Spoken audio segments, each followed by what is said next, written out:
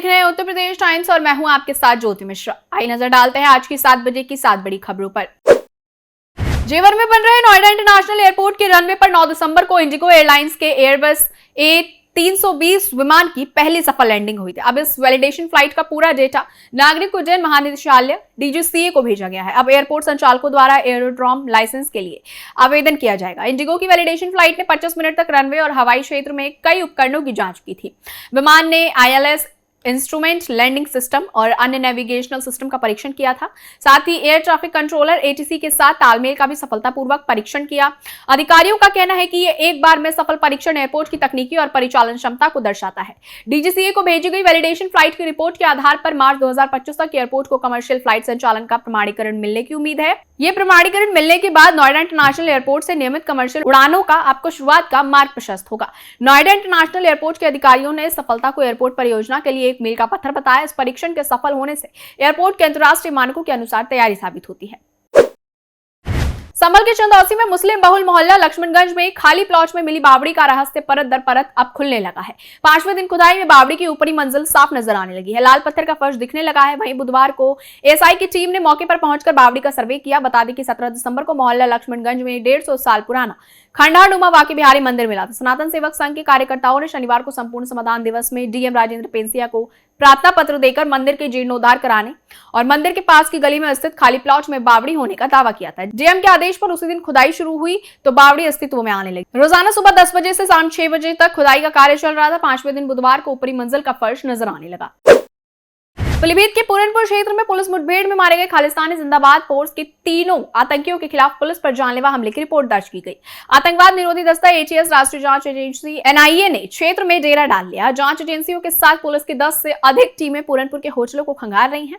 साथ ही ये भी पता किया जा रहा है कि आतंकियों का पूरनपुर आने का मकसद क्या था। इनका कोई स्थानीय कनेक्शन तो नहीं। सोमवार को ADG Ramit Sharma, IG doctor Rakesh Singh ने घटनास्थल का निरीक्षण किया। अब ATS और NIA की टीमें पूरनपुर पहुंच गई हैं। पुलिस की 10 से अधिक टीम होटलों को खंगाल रही है। चर्चा है कि पंजाब से आने के बाद तीनों आतंकी होटल में ठहरे थे। पीलीभीत के SP अविनाश पांडे खुद पूरे मामले की जांच में जुटे हैं। बुधवार को SP फोर्स के साथ सड़क पर उतरे, कई जगहों पर जाकर जांच की, आतंकियों की तस्वीर दिखाकर लोगों से जानकारी जुटाई। इस मुठभेड़ में तीनों आतंकियों को कुल 6 गोलियां लगी थी। जसनप्रीत सिंह को 1 गोली, वरिंदर सिंह को 2 और गुरविंदर सिंह को 3 गोलियां लगी थी। पोस्टमार्टम रिपोर्ट से ये जानकारी सामने आई। CM योगी ने कहा कि अटल जी ने अपने शासनकाल में सुशासन की नींव को मजबूती दी। अटल जी की पंक्तियां, आदमी को चाहिए कि वो जूझे, परिस्थितियों से लड़े, एक स्वप्न टूटे तो दूसरा गढ़े, एक पांव धरती पर रखकर ही वामन भगवान ने आकाश पाताल को जीता था। धरती ही धारण करती है, कोई उस पर भार ना बने, मिथ्या अभिमान से न तने। ये पंक्तियां हमें प्रेरणा प्रदान करती हैं। इसके साथ ही योगी ने कहा, अपराध, अपराधियों, भ्रष्टाचार, भ्रष्टाचारियों के लिए सरकार की नीति जीरो टॉलरेंस की है। अटल जी और PM मोदी से प्रेरणा प्राप्त करते हुए सरकार ने सुरक्षा के मुद्दे पर पहले दिन से जीरो टॉलरेंस की जो नीति रखी है, इसके परिणाम सबके सामने है। रक्षा मंत्री राजनाथ सिंह और मुख्यमंत्री योगी आदित्यनाथ ने भारत रत्न अटल बिहारी वाजपेयी के जन्म शताब्दी समारोह में शिरकत की। रक्षा मंत्री और मुख्यमंत्री समेत जनप्रतिनिधियों ने लोक भवन में पूर्व प्रधानमंत्री की प्रतिमा पर पुष्पांजलि अर्पित की। CM ने महामना मदन मोहन मालवीय की जयंती और क्रिसमस की बधाई भी दी। मध्य प्रदेश के खजुराहो में प्रधानमंत्री मोदी ने कैन बेतवा नदी लिंक परियोजना और अन्य विकास परियोजनाओं के शिलान्यास किया। ये परियोजना मध्य प्रदेश के बुंदेलखंड क्षेत्र में सिंचाई और पेयजल संकट को दूर करने में ऐतिहासिक बनेगी। इस बीच समाजवादी पार्टी के राष्ट्रीय अध्यक्ष अखिलेश यादव ने पूर्व PM मनमोहन सिंह और मुलायम सिंह यादव की तस्वीर शेयर कर केंद्र सरकार की योजना पर सपा का दावा ठोक दिया है।